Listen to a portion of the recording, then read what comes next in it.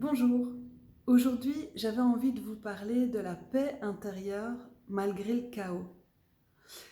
Avec les canicules qu'on a vécues en juin, en mai, en Europe, en Belgique, en France, et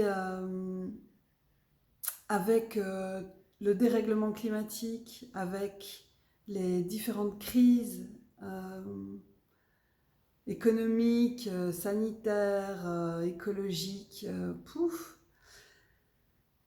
je pense qu'il est essentiel de pouvoir, dans tous ces chaos qui vont être répétitifs et forts, euh, il faut pouvoir s'établir dans son cœur et pouvoir s'en remettre à plus grand euh, et sortir de l'agitation et de l'émotionnel. J'ai été estomaquée par plein d'événements depuis plusieurs mois. Il y a eu les violences policières en Belgique.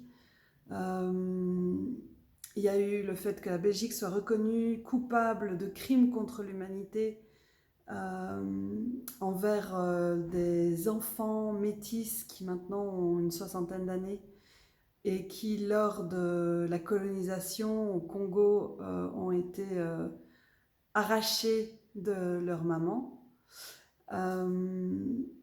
Et puis, dernièrement, je reviens de Drôme, où il y a eu des incendies très fortes qui ont ravagé pas mal d'arbres. Et en même temps, il y a eu beaucoup d'émotionnel, beaucoup d'effets d'annonce cataclysmiques.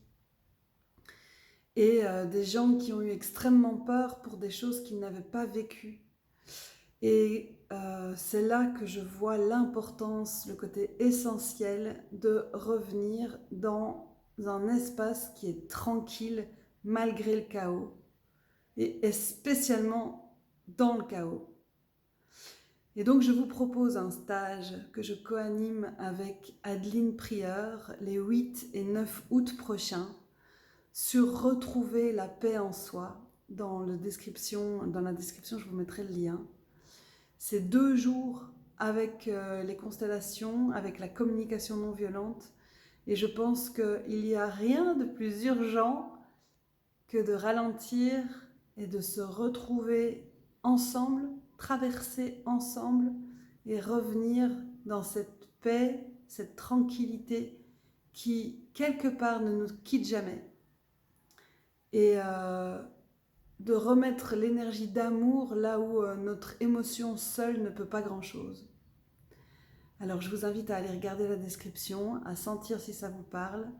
C'est dans un lieu qui est cher à mon cœur parce que c'est ma maison d'enfance dans la région liégeoise, là où il y a des forêts, des prairies, des merles qui viennent de naître dans la terrasse. Et il y a mille et une choses à contempler et qui peuvent soutenir ce travail de revenir au centre, de revenir en soi, dans la confiance. À bientôt.